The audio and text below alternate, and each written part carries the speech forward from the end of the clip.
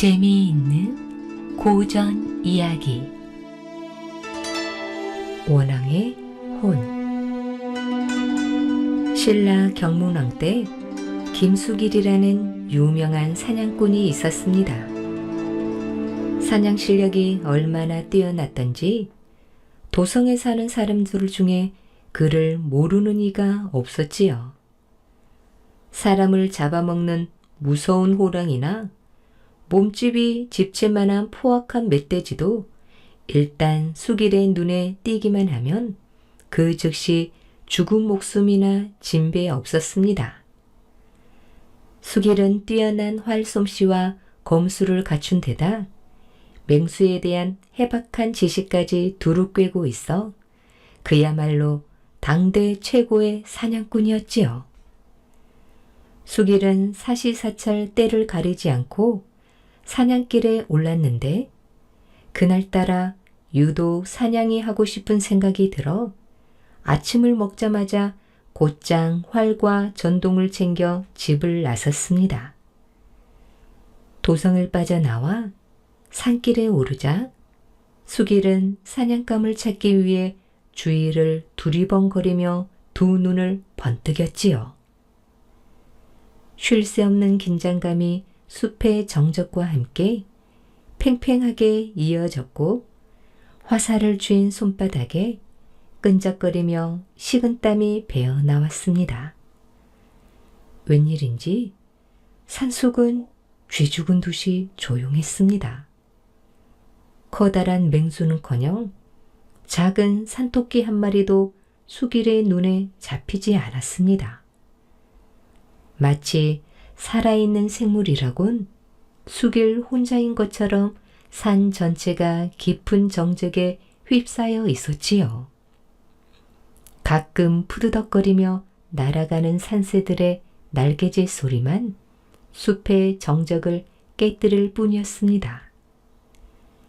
이미 단풍이 든 지도 오래여서 산길에 수북히 쌓인 낙엽을 밟는 수길의 발자국 소리는 조심스러웠습니다.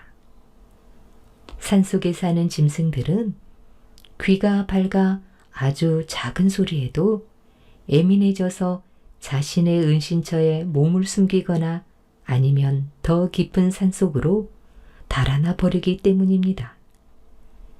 그날 수길이 해질 무렵까지 사냥감을 찾아 온 산을 헤매 다녔지만 거짓말처럼 단 한 마리의 짐승도 발견할 수가 없었지요. 수길이 사냥꾼이 되고 난 후 생전 처음 있는 일이었습니다. 맹수는 고사하고라도 산토끼 한 마리라도 잡아가야 이름난 사냥꾼으로서 수길의 체면이 설 판인데 온종일 산짐승의 그림자조차 구경하지 못한 것입니다. 수길은 터벅터벅 산을 내려왔지요. 화살을 맨 어깨에 턱없이 힘이 빠졌습니다. 그러나 수길의 눈빛만은 여전히 살아 움직였습니다. 산을 다 내려올 때까지 언제 어디에서 어떤 짐승이 튀어나올지 모르는 상황이 수길의 긴장감을 끝까지 물고 늘어졌습니다.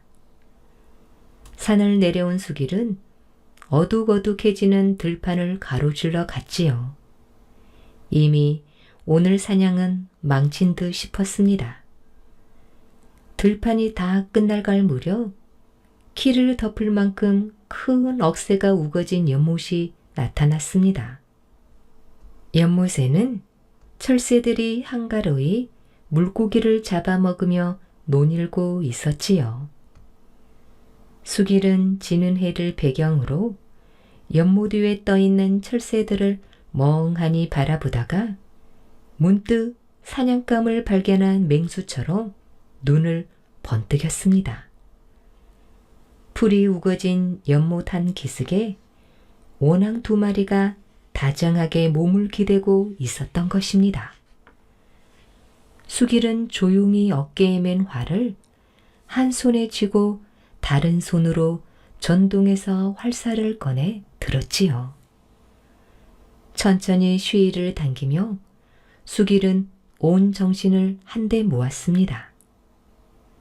화살 끝을 정확히 원앙 한 마리의 심장에 겨누고 화살을 놓았습니다. 바람을 가르며 날아간 화살은 정확히 원앙의 가슴을 관통했지요. 화살에 맞은 원앙은 울음소리도 내지 못하고 그 자리에 푹 꼬그라졌습니다. 수길이 속으로 쾌재를 부르며 달려갔을 때 나머지 한 마리는 이미 어디론가 사라지고 보이지 않았지요. 수길은 흡족한 마음으로 화살에 맞은 원앙을 집어 들었습니다. 그런데 이상하게도 죽은 원앙의 머리가 없었습니다. 날카로운 것에 잘려나간 듯 목 부분엔 아직도 피가 흘러나오고 있었지요. 분명 화살은 원앙의 심장을 관통했는데 머리가 없어지다니 수길은 이상한 생각이 들어 주위를 샅샅이 훑어보았습니다. 그러나 아무리 찾아보아도 원앙의 머리는 보이지 않았지요. 날이 어두워져 컴컴해질 때까지 원앙의 머리를 찾던 수길은 그냥 집으로 돌아올 수밖에 없었습니다. 집에 돌아와서도 저녁 내내 수길의 마음은 석연치 않았습니다. 참으로 괴이한 일이로다. 찝찝한 기분을 떨쳐버릴 수 없어 밤이 깊도록 술잔을 기울이던 수길이 깜빡 졸음에 빠졌지요. 하지만 어디선가 희미하게 들려오는 여인의 흐느낌 소리에 곧 잠에서 깨어났습니다. 눈을 뜬 수길은 흠칫 놀랐습니다. 자신의 앞에 놓인 술상 맞은편에 아리따운 여인이 앉아 수길을 바라보며 서럽게 흐느끼고 있었지요. 누구냐? 그렇게 묻는 수길의 목소리는 가느다랗게 떨렸습니다. 당신은 어찌 그리도 무정하십니까? 여인은 애초롭게 흐느끼며 수길을 바라보았지요. 무정하다니, 그게 무슨 말이냐? 여인은 울음 섞인 목소리로 수길에게 말했습니다. 저는 오늘 저녁 당신이 쏜 화살에 맞아 죽은 원앙의 아내입니다. 여인의 말을 들은 수길은 귀신에 홀린 것처럼 등골이 오싹했습니다. 원앙의 아내라니, 한낱 미물에 불과한 날짐승이 어찌 사람의 모습으로 나타날 수 있단 말이냐? 수길의 말에 여인은 여전히 눈물을 흘리며 대답했지요. 한낱 미물일지라도 남편과 저는 행복했습니다. 당신이 나의 남편을 화살로 쏘아 죽이지만 않았더라면 우리는 더 오래오래 행복하게 살 수 있었을 것입니다. 그러나 오늘 저녁 남편은 죽고 저는 혼자가 되었습니다. 제가 이렇게 사람의 모습으로 당신을 찾아온 이유는 저 또한 죽여달라는 말씀을 드리기 위해서입니다. 남편이 없는 세상에 제가 살아야 할 아무런 이유나 따닥이 없습니다. 그러니 내일 날이 밝거든 연못으로 와서 저를 화살로 쏘아 죽여주십시오. 저는 어제 남편이 화살에 맞아 죽은 그 자리에 있겠습니다. 제 말이 믿어지지 않으시면 저를 죽인 다음 제 한쪽 날개 밑을 한번 보십시오. 남편이 화살에 맞았을 때 제가 재빨리 남편의 목을 물어뜯어 그 속에 감추어 두었으니까요. 제발 제 소원을 들어주세요.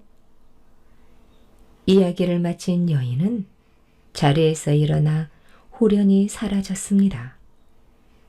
여인을 붙잡으려고 손을 뻗다가 수길은 잠에서 깨어났습니다. 술상은 그대로 앞에 놓여 있었고 방에는 자신 외에 아무도 없었지요. 수길은 불길한 느낌이 들어 잠시 잠을 이룰 수가 없었습니다. 내가 몸이 허약해졌는가? 이런 황당한 꿈을 꾸다니. 그러나 마음 한구석은 어서 아침이 밝기만을 기다리고 있었지요. 뜬 눈으로 밤을 지샌 수길은 아침도 먹지 않고 화살과 전동을 챙겨 들고 곧장 어제 원앙을 사냥했던 연못으로 갔습니다. 연못에는 떠오르는 아침 햇살을 받으며 서로 물고기를 많이 잡아먹으려는 물새들의 날개 소리로 부산했지요. 수길의 눈길은 자연스럽게 어제 자신이 원앙을 쏘아 죽였던 그 기슭으로 향했지요. 그런데 과연 어젯밤 꿈속에 나타났던 여인의 말처럼 그곳에는 원앙 한 마리가 고개를 푹 숙이고 힘없이 앉아 있었습니다. 수길은 망설이지 않을 수 없었지요. 그렇다면 그 말이 사실이란 말인가?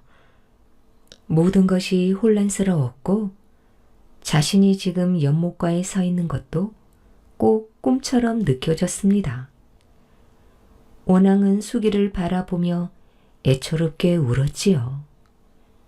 울음소리는 마치 어서 죽여달라는 소리로만 들려 수길의 마음을 더욱 아프게 했습니다. 잠시 후 수길은 천천히 쉬이를 당겼습니다. 가느다랗게 떨리는 손끝에는 어제 그것과는 너무도 달랐지요. 화살은 정확히 원앙의 가슴에 꽂혔고 수길은 참담한 심정으로 원앙에게 걸어갔습니다. 원앙은 이미 숨이 끊어져 있었지요. 수길은 원앙의 한쪽 날개를 들춰보았습니다. 여인의 말처럼, 아니 죽은 원앙의 말처럼 날개 속에는 어제 잡은 원앙의 머리가 들어 있었습니다.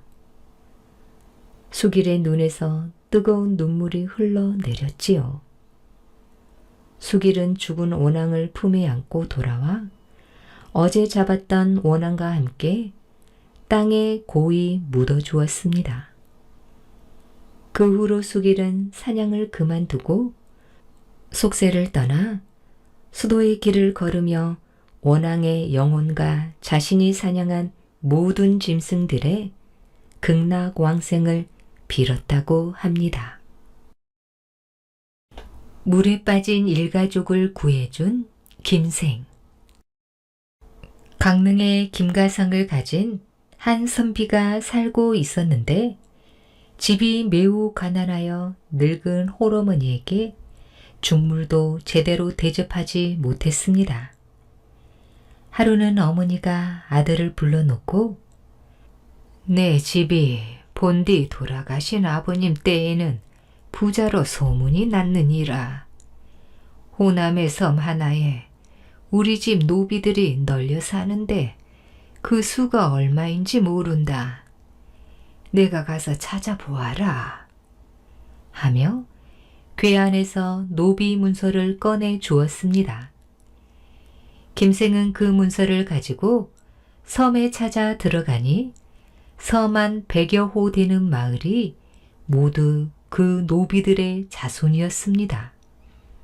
그들은 문서를 보더니 모두 몸값을 바쳤는데 그 돈이 수천냥이 되었습니다. 김생은 노비 문서를 불살라 버린 다음 돈을 싣고 집으로 돌아섰지요. 금강을 지나려는데 동지섣달 추운 날씨에 노인과 노파, 젊은 여인이 물속에서 허우적거리며 서로 물에 빠지려다 부둥키 안고 통곡을 하고 있었습니다. 김생이 이상히 여겨 물으니 노인의 대답인즉 기막힌 사연이었습니다. 내 아들이 충청도 감영에서 아전을 하다가 관청 물건을 축내고 옥에 갇혀 있어. 갚으라는 기한을 여러 번 어겨 내일 죽게 되었어. 그런데 돈 한 푼 마련해 놓지 못했으니 이를 어찌하겠소. 외아들이 형을 받고 죽는 것을 참아 볼 수가 없어 내가 먼저 죽으려고 물에 뛰어드니 늙은 아내가 며느리와 함께 따라 죽으려고 덤비는구려. 죽는 꼴을 참아 볼 수가 없어 서로 건져놓고 마주 통곡하는 참이요. 돈이 얼마면 되겠소? 1000냥 돈만 있으면 죽는 목숨을 살리오리다. 내게 그만한 돈이 있으니 이것으로 속죄금을 물도록 하오. 선비의 말을 듣자 세 사람은 너무 반가워 또 목 놓아 울었습니다. 우리 네 사람이 1000냥 돈으로 해서 살아나게 되었소이다. 그런데 이 은혜를 어찌하면 다 갚는단 말이요. 하룻밤 우리 집에서 묵어 가시오. 김생은 돈을 내주고는 세 사람을 돌아보지도 않고 급히 말을 몰아 떠났습니다. 그 돈으로 빚을 갚고 아들이 놓여 나오자 노인의 온 집안이 김생을 고맙게 여기며 그의 일이 잘 되기를 충원하여 맞이하였습니다. 선비가 집에 돌아오니 늙은 어머니가 반갑게 맞으며 물었지요. 그래, 무사했느냐? 노비들을 찾는 일은 어떻게 되었느냐? 김생은 금강에서 있은 일을 어머니에게 말하였습니다. 어머니는 아들의 등을 어루쓸며 말했지요. 내 아들 답도다. 착한 일을 많이 하는 집에 경사가 넘쳐난다고 하였으니 오늘 가난타고 상심 마라. 그 뒤 김생의 어머니는 고생 끝에 세상을 떠났습니다. 집이 가난하다 보니 초종칠에도 마련이 없었지요. 김생이 풍수쟁이와 함께 몇 자리를 구하러 다니다가 어느 곳에 이르렀습니다. 지세를 살펴본 풍수쟁이가 무릎을 치며 말했지요. 북이 복록이 이루 말할 수 없는 명당 위에다. 그런데 산 아래 부잣집이 있는 듯하니 이걸 어찌하겠소? 하고 난감한 기색을 보였습니다. 어떨까 하여 김생이 마을 사람들에게 물어보니 부잣집은 김씨댁이라고 말했지요. 들판에 기름진 옥탑은 물론 마을의 모든 집들이 다 그 집에 매인 사람들이라고 했습니다. 김생은 날이 저물어 산에 내려와 그 집에서 하룻밤 묵어가기로 했지요. 한 젊은이가 나와 맞아들이더니 이어 저녁밥을 차려 내왔습니다. 김생이 등잔불을 마주하고 앉으니 슬픈 생각에 가슴이 무너지는 듯하여 저절로 탄식이 나왔습니다. 이때 갑자기 젊은 여인이 안에서 나와 지게문을 밀치고 고추 들어오더니 다짜고짜 김생을 붙들고 소리내어 우는데 목이 메어 말을 번지지 못하였습니다. 이 모양을 보던 젊은이가 눈이 휘둥그레져 웬일인가 묻자 여인이 대답하였습니다. 은인이 왔소이다. 이분이 금강에서 우리 세 사람을 살려준 은인이 올시다. 이 말을 듣자 젊은이와 주인 늙은이 노파까지 달려들어 김생을 붙들고 통곡하는 것이었습니다. 김생은 꿈인가 생시인가 싶어 멍하니 앉아 있을 뿐이었지요. 그 젊은 여인은 금강에서 김생을 떠나 보낸 뒤부터 밤이면 향을 피워놓고 은인을 만나 만분의 1이나마 은혜를 갚게 해달라고 빌어온 터였습니다. 여인의 남편 역시 옥에서 풀려 나오자 아전 노릇을 그만두고 이곳에 이사하여 살면서 애써 살림을 꾸린 결과 지금에 와서는 큰 부자가 되었던 것입니다. 젊은 여인은 날마다 바깥에 드는 손님들을 눈여겨보며 용모가 비슷한 사람을 찾던 중 지성이며 감천이라고 이때에 와서 비로소 은인을 만나게 된 것이었습니다. 주인은 김생에 상사당한 것을 위로하다가 묘자리에 말이 미쳐 알고 보니 그 산이란 바로 자기 집 뒷산이었습니다.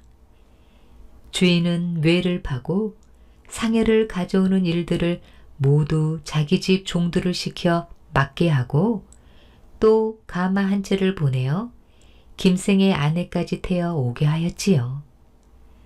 거상 기간이 끝나자 주인은 집과 논밭을 다 김생에게 넘겨주고 떠났습니다. 김생이 주인을 붙들고 이렇게 다 두고 가면 어떻게 할 작정이요? 하니 주인이 말하기를 이 뒷동산 내에 또 다른 살림을 장만해 둔 것이 있으니 그것이면 살아갈 수 있소이다. 이것들은 다 대개 덕분으로 생긴 것이니 어찌 내 것이라 하겠소. 사양치 말아주기 바라오이다. 그 뒤 김생의 집안은 번창해지고 영화를 누리게 되었다고 합니다. 문수암의 늙은 농부. 신라 원상왕 때 유명한 고승인 연해법사는 세상사 모두와 일체 인연을 끊고 영취사 남자에 숨어 오로지 불법을 공부하고 수도 정진하는 데에만 온 힘을 쏟았습니다. 그러나 초야에 묻힌 옥일수록 그 빛이 더욱 영롱하고 진흙에 피는 연꽃일수록 그 자태가 더욱 아름답다고 했듯이 비록 연해법사가 영취산에 깊숙이 운둔해 있다고 해도 그 덕망은 세인들과 입을 통해 날로 높아만 져갔지요. 마침 나라의 국사 자리가 비어 마땅한 인물을 물색하고 있던 원성왕은 연해법사의 소문을 듣고는 연해법사를 국사로 삼으려고 신하를 보냈습니다. 자신을 국사에 제수한다는 어명을 받던 신하가 온다는 말을 들은 연해법사는 서둘러 영취산을 떠났지요. 일생을 수도에 정진하면서 부처님의 말씀을 쫓는 것만으로도 한평생이 부족하거늘 그깟 국사가 되어 무엇하나. 그렇게 생각한 연해법사는 등에 맨 바랑 하나를 벗삼아 쉬엄쉬엄 발걸음을 옮겼습니다. 오래도록 영취산에 숨어만 지냈으니 이참에 세상 돌아가는 일을 구경하는 것도 그리 나쁠 것 같지만은 않았습니다. 이 마을 저 마을 돌아다니며 동가식 서가식을 하던 연해법사가 문수암이라는 작은 고갯마루에 이르러 땀을 식힐 겸 잠시 쉬어가려고 길가의 바위에 앉아 있을 때였습니다. 밭일을 끝내고 소를 몰고 가던 늙은 농부가 불쑥 연해법사를 향해 말했지요. 이름을 팔려거든 제대로 팔아야지. 그렇게 도망을 가서 이름값을 올릴 것은 또 무언가. 연해법사는 농부의 말이 처음에는 무슨 뜻인지 몰라 자기 외에 또 누가 있나 싶어 주위를 둘러보았습니다. 이름값 올리려고 도망치느니까 여기 자네 말고 또 누가 있나? 농부가 아무렇지도 않게 그렇게 말하며 지나치려 하자 연해법사는 그제야 그 말이 자기에게 할 말이었음을 깨닫고는 농부를 불러 세웠습니다. 여보시오, 초면에 무슨 말을 그리 하오? 연애법사가 말을 걸어오자 농부는 걸음을 멈추더니 이렇게 대꾸했습니다. 이름을 파는 것도 장사라면 장사일 텐데 장사를 하려면 똑바로 해야지. 그렇게 도망을 쳐서 값을 올릴 게 또 무엇이라 말이오. 연애법사는 기가 막혔지요. 이름을 팔다니 누가 이름을 판다는 것이오? 농부는 연애법사를 쳐다보지도 않고 말했습니다. 제 한 몸 잘 되자고 입산수도를 할 요량이면 부처는 세상에 불법을 퍼뜨리지 않았을 것을. 연애법사가 뭐라 미처 말할 기회를 주지도 않고 농부는 그 말을 끝으로 소를 몰고 제 갈 길을 가버렸습니다. 그 말을 들은 연애법사는 속에서 치솟아 오르는 화를 주체하지 못해 끙끙거렸지요. 세상에 부귀 공명이 싫어서 도망가는 나에게 저런 시골 농부가 무엇을 안다고 수작을 부린단 말인가. 이름을 팔 것이면 국사가 되어 한 세상 잘 먹고 편히 살다 가면 될 것을 내 그것을 피해 이리 종종 걸음을 치는 것인데. 연애법사는 바위에서 일어나 화풀이를 하듯 장삼 자락을 툭툭 털고 다시 길을 떠났습니다. 그날 저녁 해질 무렵이 되어서야 근처 작은 절에 당도한 연애법사는 자신의 신분을 숨기고 하룻밤 묵어 갈 것을 청했지요. 한눈에 보기에도 연애법사가 보통 인물이 아니라는 것을 눈치챈 절의 주지는 지극정성으로 연애법사를 대접하고 저녁 공양이 끝난 후에는 손수 차를 끓여 내왔습니다. 그리하여 두 사람 사이에는 자연스레 이런저런 이야기가 오가게 되었는데 주지가 문득 연애법사에게 이렇게 물었습니다. 이곳에 오실 때 혹 문수암이란 곳을 지나치지 않으셨습니까? 연애법사는 낮의 일이 다시 떠올라 기분이 언짢아지는 듯해서 절로 인상을 찌푸렸습니다. 지나쳐 오기는 왔습니다만. 연애법사가 말끝을 흐리는데도 주지가 재차 물었습니다. 그곳에서 소를 모는 늙은 농부 한 사람을 못 보셨는지요? 소를 모는 농부라는 말에 연애법사는 주지의 얼굴을 정면으로 바라보았지요. 보았긴 보았습니다만. 역시 연애법사가 말끝을 흐리는데도 주지는 계속 말을 이었습니다. 그 농부가 아무 말도 없었습니까? 연애법사는 아무 말도 할 수가 없었습니다. 농부와의 일을 얘기하면 자신의 신분이 탈로 날 것이 뻔한 까닭이었지요. 그 늙은 농부가 겉보기엔 그래도 범상치 않은 인물입니다. 세상의 위치를 모두 꿰고 있지요. 이 근방 여러 마을에서 모르는 이가 없을 정도입니다. 모두들 그 늙은 농부를 일러 문수함의 성인이라고 하여 문수대성이라고 부른답니다. 주지의 말을 들으면서 연애법사는 조심스럽게 깨닫는 것이 있었습니다. 주지가 돌아가고 빈 방에 홀로 남게 된 연애법사는 조용히 오늘 낮에 있었던 일을 반추해 보았습니다. 밝히지 않았는데도 첫눈에 자기의 신분을 알아본 것과 얘기하지 않았는데도 왜 먼 길을 떠나게 되었는지를 단박에 알아맞춘 것만 보더라도 주지의 말이 틀린 것만은 아닌 것 같았지요. 그렇다면 이름을 판다는 건 무슨 뜻일까요? 연애법사는 가부좌를 틀어 앉아 깊은 산매경에 빠져들었습니다. 그리고 농부의 말을 화두로 삼아 그 속뜻을 이해하고자 애썼지요. 법당 처마 끝에서는 맑게 풍경이 울렸습니다. 바람이 몸 뒤척이는 소리도 가끔 문풍지를 쓸고 갔습니다.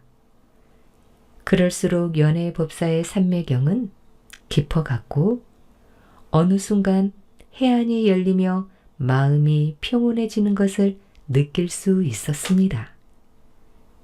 그렇다. 내가 국사의 자리에 오를 만큼 이름이 났다면 그 이름 또한 내가 낸 것이 아니겠는가. 그리고 그 이름을 피해 도망을 친다는 것은 그 이름을 더욱 고매하게 하기 위함이 아니겠는가. 나는 너무나 자신만을 위해 불법을 공부한 곳이다.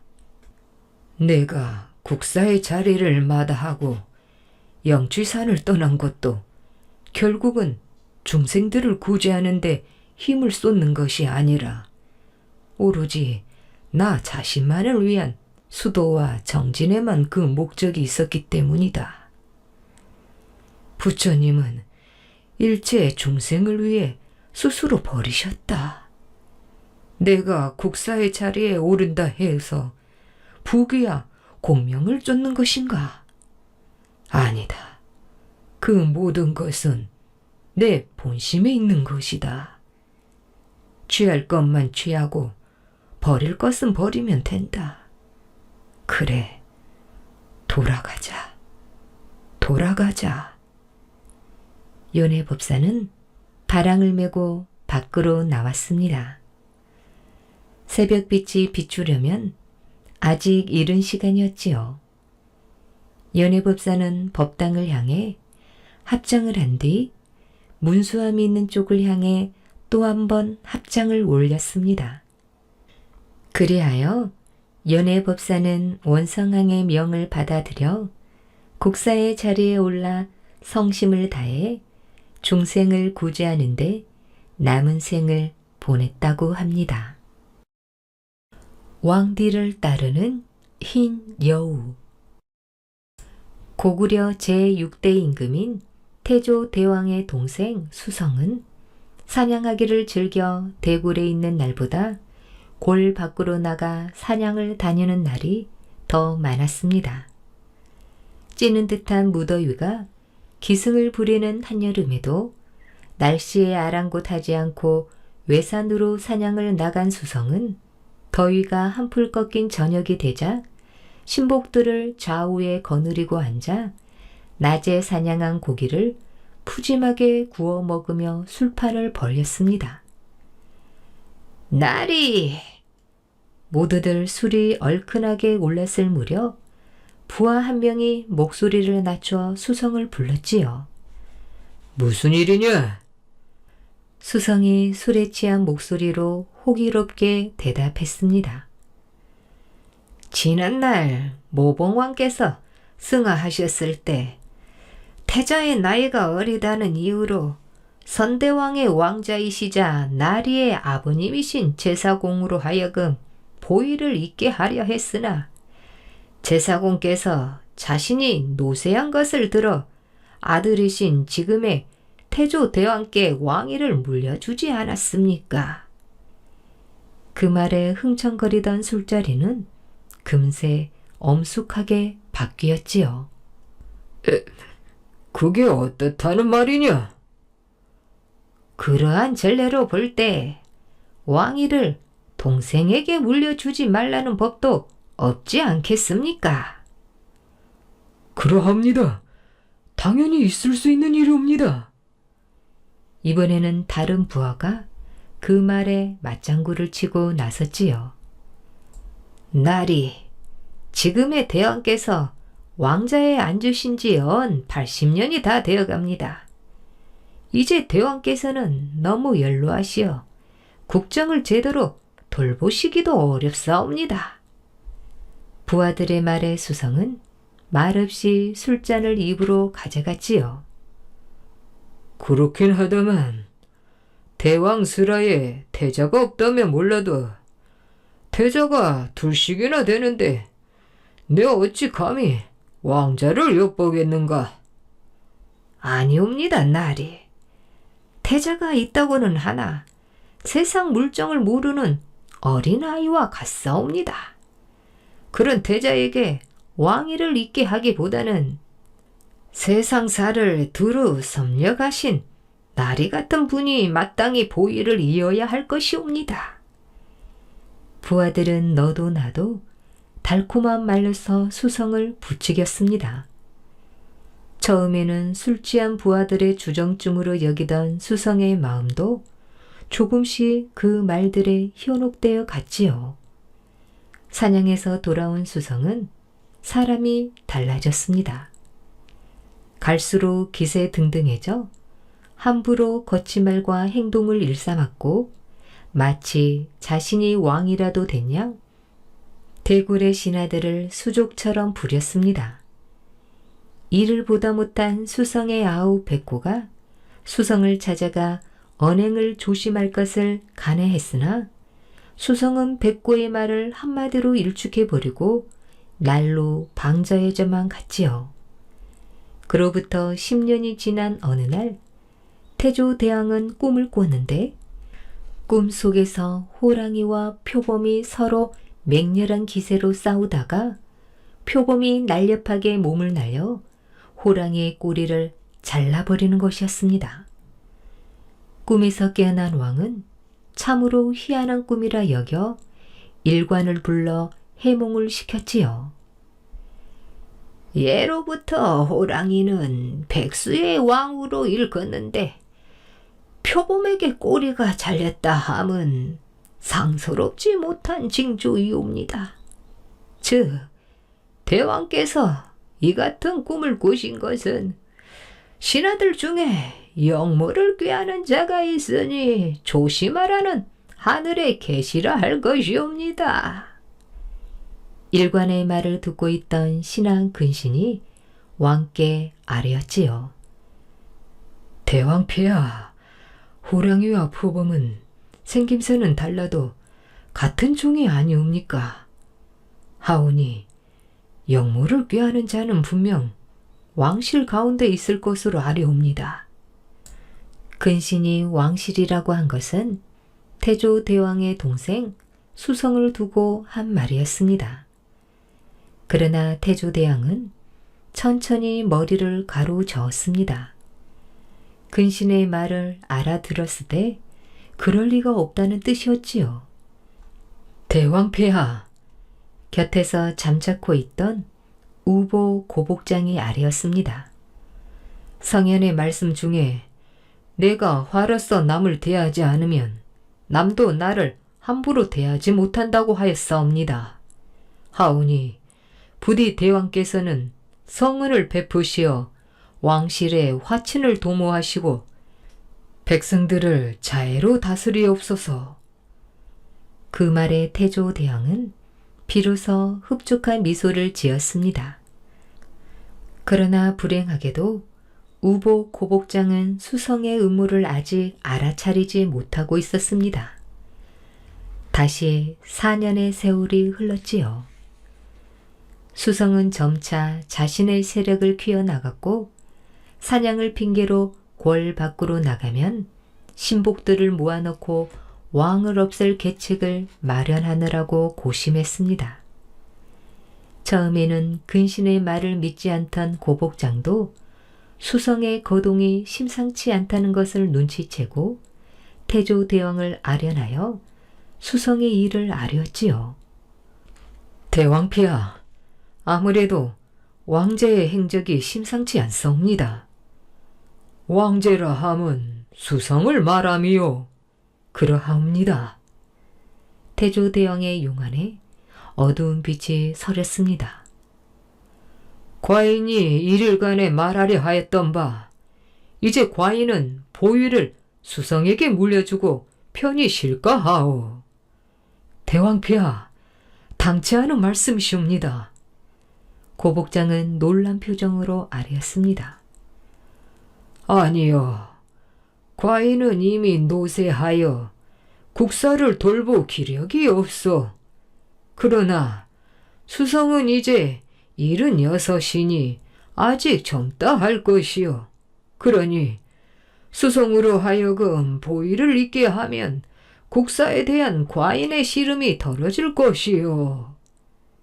태조대왕이 아우인 수성에게 보위를 물려준다는 말을 듣고 근신이 어전으로 달려왔지요. 대왕폐하, 명을 거두시옵소서.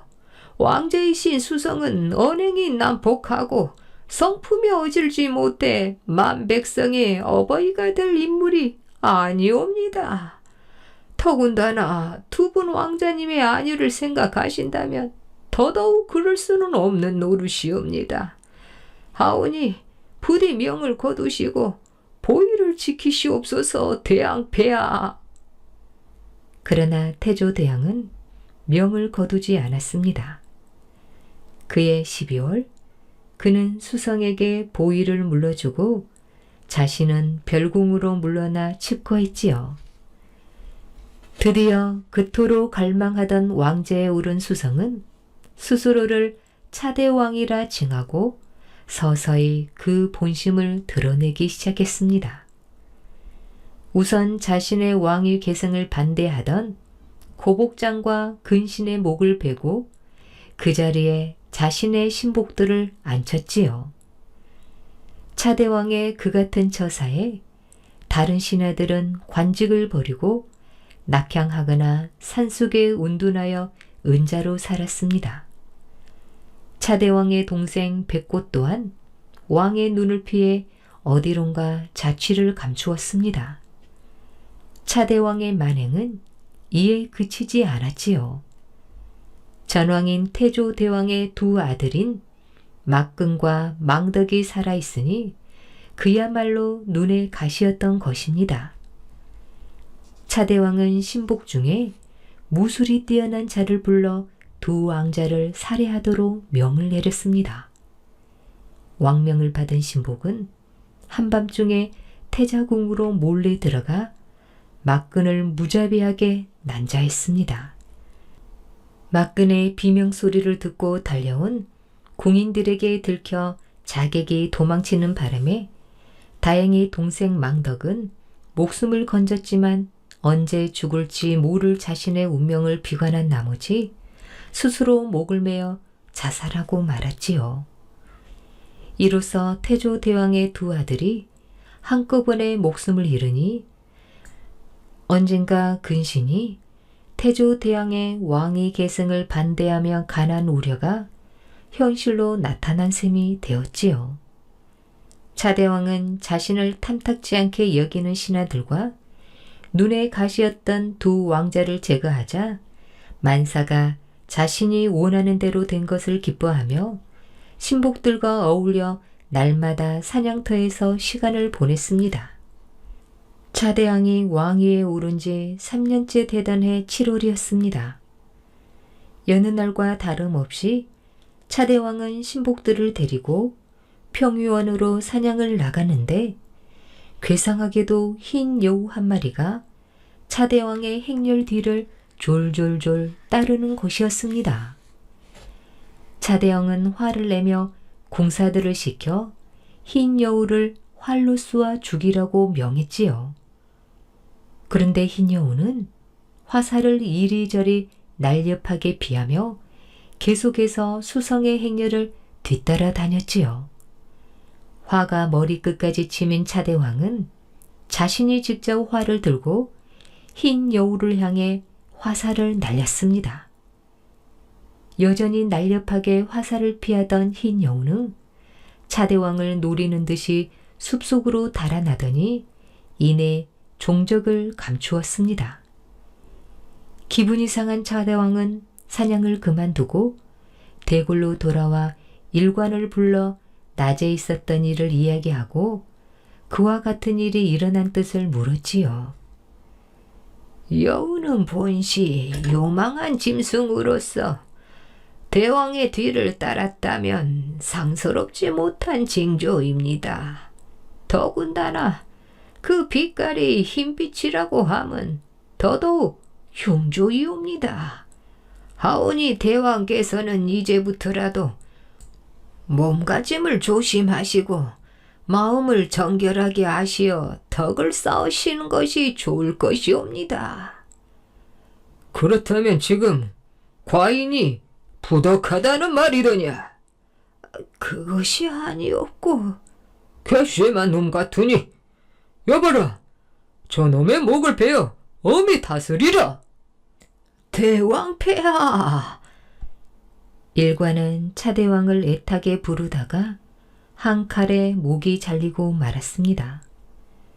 백성들의 안위와는 상관없이 날마다 사냥만 일삼는 차대왕에 대한 백성들의 원망은 날로 높아갔고 하늘도 이변으로써 차대왕에게 무언의 경고를 하였습니다.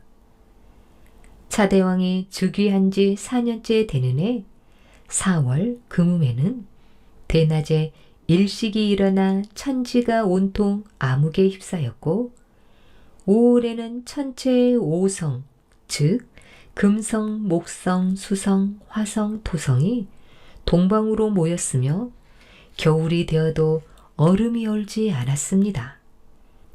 그 후에도 이변은 끊이지 않았는데 차대왕의 즉위 8년 6월에는 갑자기 서리가 내려 농작물이 모두 얼어 죽었고 12월에는 여름에나 났을 법한 천둥 소리가 하늘을 울렸습니다. 신하들은 그저 차대왕을 칭송하기에 급급할 뿐 백성들의 원망이나 민심의 동요는 입에 담지도 않았습니다. 차대왕 즉위 20년 별궁에 집거하던 태조대왕이 마침내 승하했지요. 차대왕은 오히려 잘된 일이라며 태조대왕의 빈소에 들으지도 않았습니다. 그러나 운명은 알 수 없는 것입니다. 태조대왕이 승한 그해 12월 차대왕은 조위하는 하급 관리직에 있던 명림 답부의 손에 의해 무참히 시해되었지요. 민심을 얻고 일어선 명림 답부는 차대왕의 후대로 왕제 백골을 내세웠습니다. 귀양을 면한 백인걸. 안동에 강시성을 가진 녹사가 살았습니다. 그에게는 딸 둘이 있어 쌍둥이처럼 자랐고 집안 살림은 넉넉한 편이었지요. 두 딸은 어릴 때도 그랬거니와 시집을 가서도 늘 매사에 내기를 하며 서로 조금도 지려고 하지 않았습니다.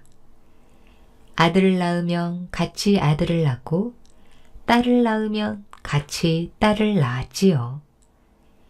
언니는 김씨에게 시집을 가고 동생은 안씨에게 시집을 갔는데 김씨는 문벌이 괜찮은 터여서 전사가 되어 나중에는 참봉 벼슬을 지냈습니다. 안씨는 김씨보다 못하여 겨우 진사로 되었으니 참봉 벼슬은 바랄 수 없었지요. 안씨에게 시집간 동생은 이 한 가지 일로 하여 언니보다 못하였습니다. 동생은 밥맛이 떨어진 것은 물론이요, 살 재미까지 이뤘습니다. 하루는 그의 아들이 어머니에게 말했지요. 그럴 필요가 없소이다. 몇천냥 돈만 주면 아버지에게 벼슬을 시킬 도리가 있사옵니다. 어머니는 두 말 않고 승낙하였습니다. 아들은 이튿날 짐을 꾸려가지고 길을 떠났지요. 그때 충청감사로 있던 휴원 백인걸이 마침 이조 참판으로 임명되어 서울로 올라가던 길에 객사에 들어 쉬게 되었습니다. 먼저 들어간 안생은 자리를 같이 하고 좀채 피해줄 생각을 하지 않았지요. 이러구러 날이 설피 저물자 문 밖에서 슬피 통곡하는 소리가 들렸습니다. 안생이 종에게 물었습니다. 이게 무슨 울음소리냐? 하고 물으니 종이 아무 고을에 문서 인계를 맡은 아전이 이곳에서 서울 소식을 기다리다가 좀 전에 낭패스러운 소식을 듣고 저리 서러워하는 것이 왜다 하였습니다. 안생이 그 아전을 불러 까닭을 물으니 대답이 기막혔지요. 소인은 아무 고을의 인계를 맡은 아전이온데 몇 해 동안 충남 물건이 만연양분이나 되게 많사옵니다. 그것을 이럭저럭 거의 메워싸우나 아직 수천냥이 모자라옵니다. 서울에 절친한 사람이 있어 변통해 주겠다고 하기에 아들을 보내고 이 객사에서 기다렸사온데 좀 전에 서울 소식을 들으니 일이 낭패라 하옵니다. 오늘 소인이 빈손으로 돌아가기만 하면 온 집안이 몰살당하기에 하도 안타까워 이렇게 우는 것이옵니다. 안생이 듣고 보니 측은하기 짝이 없었습니다. 한참 동안 묵묵히 앉아있다가 내가 가지고 온 돈이 자네한테 필요한 만큼은 되니 그거면 충난 것을 메우고 목숨을 살릴 수 있을 것세 하며 종을 불러가지고 가던 돈을 모조리 내주었습니다. 효암이 곁에서 보고는 못내 갸륵하게 생각되어 그가 사는 고을과 집안 내력을 물었습니다. 안생은 아무 고을 아무개인데 살림이 넉넉지 못하여 도망친 종들에게서 몸값을 받아 가지고 가는 길이옵니다. 하고 둘러대었습니다. 효암이 또 그의 아버지가 무슨 벼슬을 하였는가 묻자 안생은 아버지가 진사라는 것을 말했지요.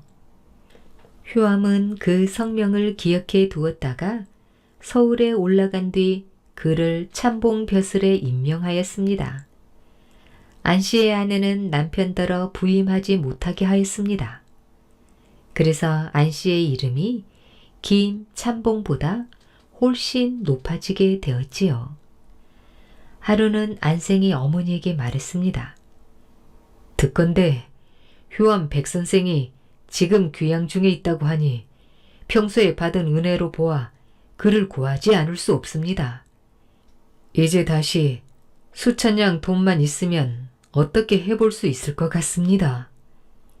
그의 어머니는 안생의 말대로 돈을 주었습니다. 안생은 서울에 올라가 뇌물을 써서 대간을 지낸 적 있는 사헌부 관리 한 사람을 사귀어 그가 궁색해 할 때마다 돈을 찔러주곤 하였습니다.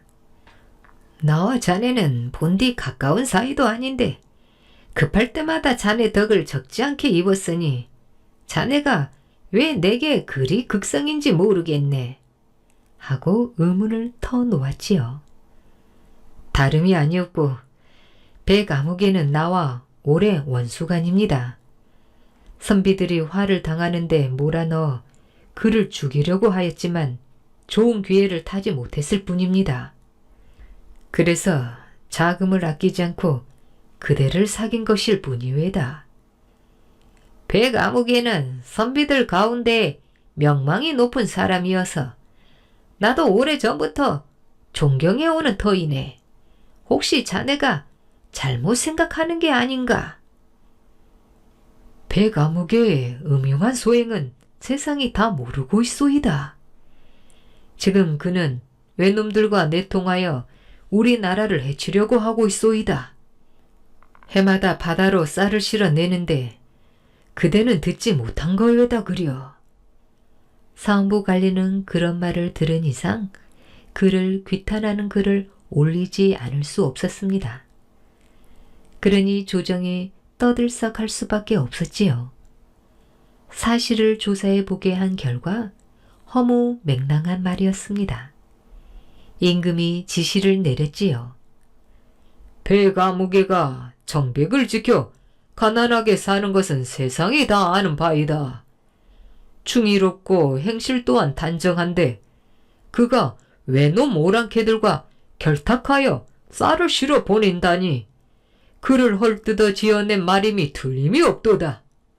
그러니 먼저 그런 말을 낸 관리부터 죄를 주어야겠다.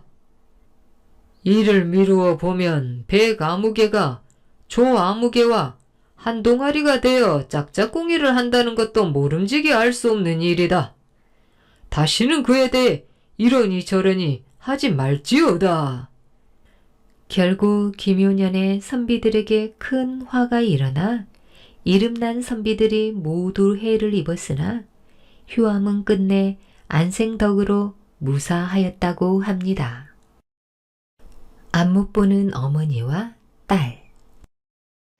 신라 진성여왕 때 효종랑이란 화랑이 있었는데 인품이 고매하고 학덕이 높아 그를 따르는 낭도들이 많았습니다. 어느 해봄 효종랑이 포석정에서 여러 낭도들과 함께 꽃놀이를 즐기고 있었지요. 그때 낭도 두 사람이 눈물을 흘리며 효종랑을 찾아왔습니다. 낭도들의 눈물을 본 효종랑은 놀라 물었습니다. 아니, 무슨 일이요? 두 사람은 고개를 떨구고 다시 서럽게 울더니 대답했지요. 오는 길에 하도 애처로운 일을 보게 되어서 그만. 효종랑은 궁금한 표정으로 재차 물었습니다. 말해보시오. 무슨 일을 보았기에 그리 눈물을 흘린단 말이오. 잠시 후 겨우 눈물을 그친 낭도 한 사람이 입을 열었습니다. 저희 둘이서 이곳으로 오는 길에 작은 민가를 지나게 되었는데 그 집 마당에서 눈먼 어머니와 그 딸이 서로 부둥켜 안고 서럽게 울고 있었습니다. 이야기는 이러했습니다. 어린 소녀 지은은 병든 아버지와 안못 보는 어머니와 함께 살았는데 얼마 전 아버지가 병으로 세상을 떠난 후에는 비록 어린 몸이지만 남의 집에 품을 팔아 눈먼 어머니를 봉양하며 하루하루 어렵게 살아가고 있었습니다.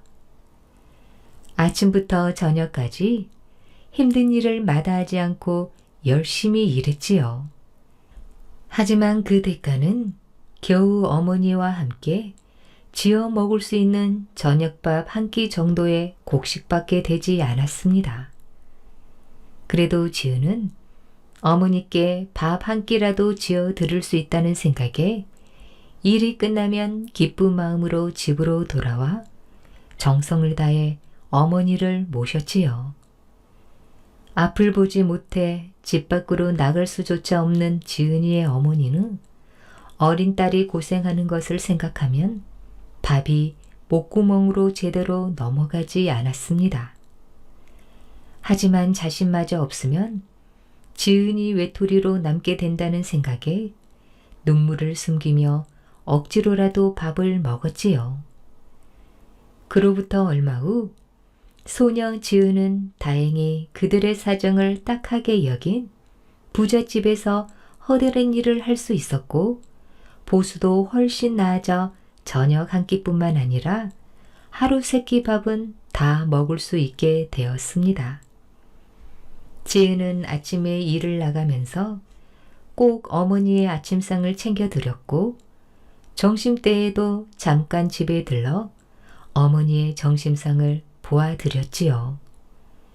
그리고 일하는 부잣집에 어쩌다 잔치라도 있어 맛있는 음식을 얻게 되면 자신은 입에도 대지 않고 그대로 어머니에게 모두 갖다 드렸습니다. 그렇게 생활이 조금씩 나아지게 되었지만 그럴수록 지은의 어머니의 심사는 더욱 불편했습니다. 하루 세 끼를 먹게 된 것이나 지은이 좋은 음식을 가져오는 날이면 어린 것이 얼마나 고생을 했을까 하는 생각에 가슴이 미어지는 것만 같았기 때문입니다. 그런 심정의 지은 어머니였기에 내색은 하지 않고 지냈지만 갈수록 입맛이 없어지고 눈에 띄게 살이 빠졌지요. 그날도 지은은 어머니의 점심상을 차리기 위해 잠시 짬을 내어 집으로 돌아왔습니다. 그때 지은은 마루에서 울고 있는 어머니를 보고 깜짝 놀라지 않을 수 없었습니다. 지은은 급히 어머니에게로 달려가 어머니를 부여안고 물었습니다. 어머니, 무슨 일이세요? 어디가 편찮으세요? 지은의 어머니는 지은을 붙잡고 여전히 눈물을 흘리며 말했지요. 아니다, 아가. 나 때문에 고생하는 어린 내가 너무 가엾고 불쌍해서 그런단다.